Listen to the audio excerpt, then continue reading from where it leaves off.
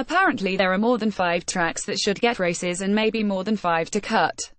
At least, if fans had their way, that would be the case, as they responded to my piece last week on potential places where NASCAR could race and potential places to cut. That's what makes NASCAR's job so difficult. There are so many options, and yet in reality so few, when looking at what truly could work. Here's some of your feedback from Twitter and my additional thoughts. Ditch a Pocono date, few other 1.5 miles dates add a Cortemp official in there, Iowa Laguna maybe, have Eldora host All-Star race midweek, change Indy to the road course on site. Bring back The Rock, Kyle Lawler at Lawler_77 March 24, 2018. There are many people who want to race on the road course at Canadian Tire Motorsport Park, what many know as Mosport. Others want NASCAR to race the Montreal road course amid a public park.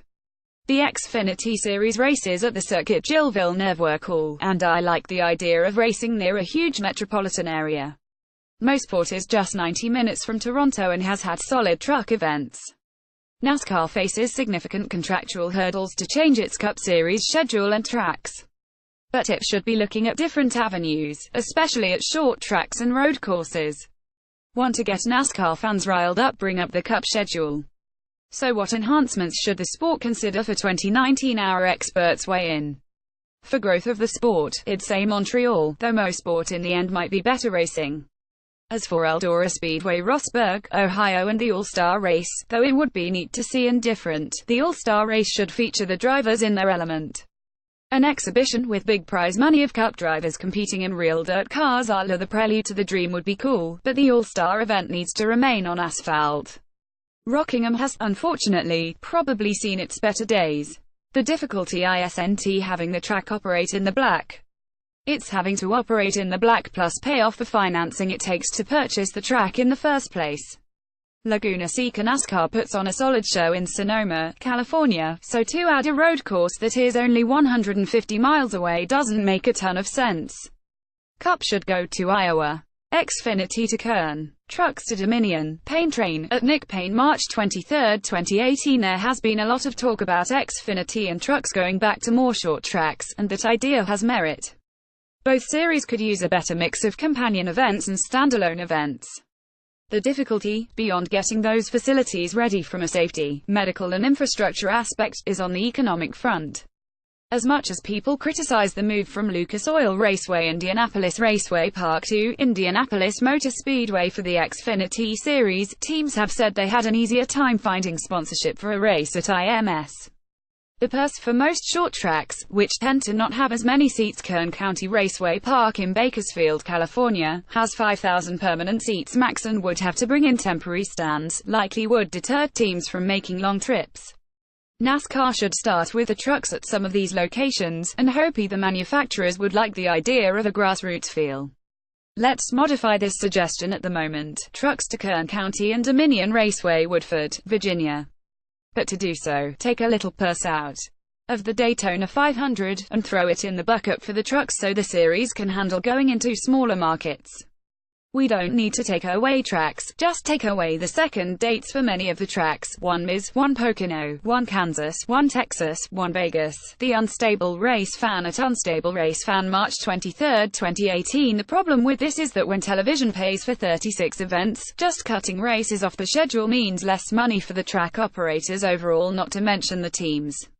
Some would say boo-hoo-hoo, as the tracks make money. International Speedway Corp., 12 tracks, 5 with only 1 weekend, has made $65 minus $72 million annually over the past 5 years when adjusted for core operations. Speedway Motorsports Inc. 8 facilities, 4 with only 1 weekend, says it has made $37 minus $42 million in core operations annually the past 5 years, and over 1 facility, 2 Cup weekends, has made $3.90 minus $4.7 million.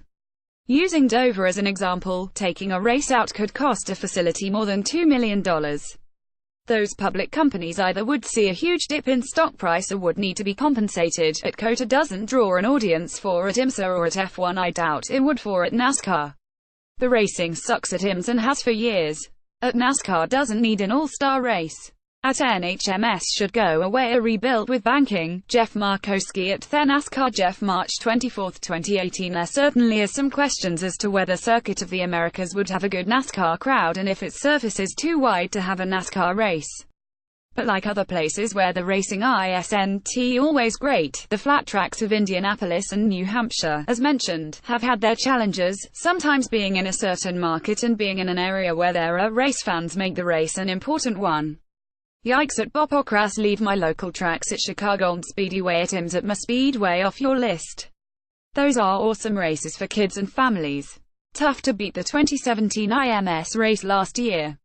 One of the best. No way I would trade at Chicago and Speedway for at Road America. Levathy. Schedule B. Byronation 24 at Byronation 24, March 23, 2018. ISNT that the most difficult part of the race at the end of Indianapolis last year was pure chaos. Some might have said it stepped over the line into the ridiculous, but it was exciting to watch. Point 1. COTA is an F1 track and that's all that needs to be said there. 2. Add a good road course, not some BS roval. 3. Don't get rid of Pocono altogether.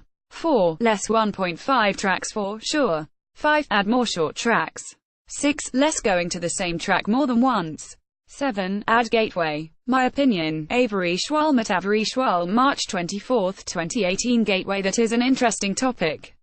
My memories of Gateway are the mid-2000s and thinking the only reason the now Xfinity series went there was because it was near the home of Anheuser-Busch, and so the Busch series needed to race there.